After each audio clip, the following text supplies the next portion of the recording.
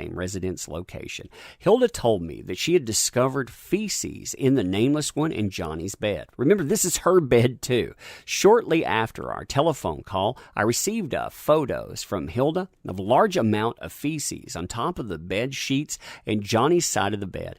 I was on my way down to the penthouse at the time, and when I arrived, I was shocked and disgusted by what I observed as human feces on white bed sheets. So the feces did not appear to come from either Johnny's or the nameless one's two small teacup Yorkshire Terriers who weigh approximately 4 pounds each and whose feces I had seen during my time as their estate manager when I walked and cleaned up after them on many occasions. Years later, the nameless one blamed the feces on one of the teacup Yorkies. Now let me know if you want to know more about this event, because there's some crazy stuff in it. In fact, at the time it was called Poopgate behind the scenes. I mean, there's just some insane stuff with it. But anyway, I sent the pictures I had received from Hilda to Johnny's security guard, Sean Bett.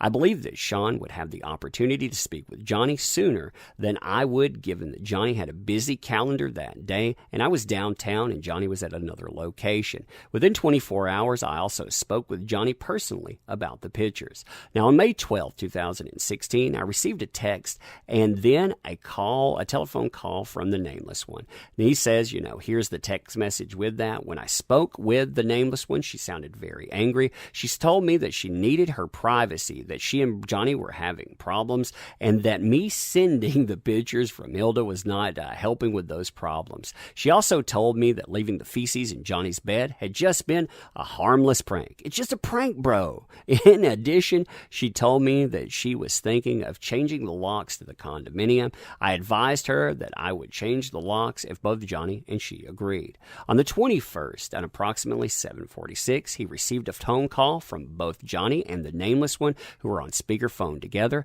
Johnny told me that he was sitting there talking with the nameless one, and he asked me to recount the nameless one what I had previously told him about the feces incident the month before.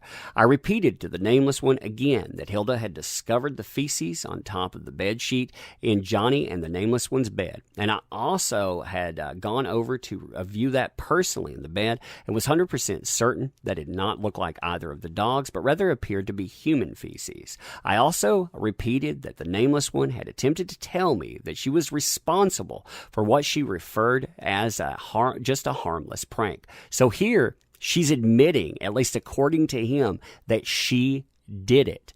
Now, the nameless one yelled and cursed at me several times, calling me a bleeping liar over and over. I asked her to stop yelling and swearing at me. I also heard Johnny in the background saying, "Hey, please don't speak to him that way. Be respectful." Then I heard Johnny say that he couldn't do this anymore, wanted a divorce. When the nameless one would not stop screaming, I hung up the phone.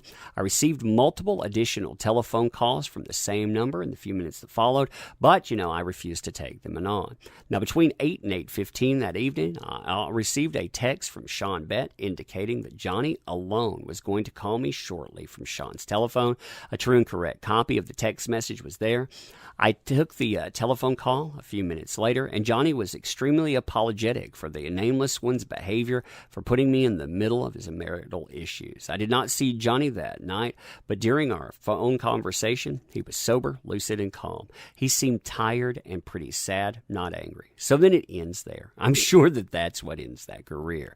But anyway, that, like I said, is the estate manager talking here too. It gives you an idea or a glimpse into how insane this stuff is. And you can believe the people that are a close-knit association around her, or you can believe employees of the guy, plus, employees that do not work for him, but that work for the building that he's in. You can have random people like police officers. You decide how you want to look at that.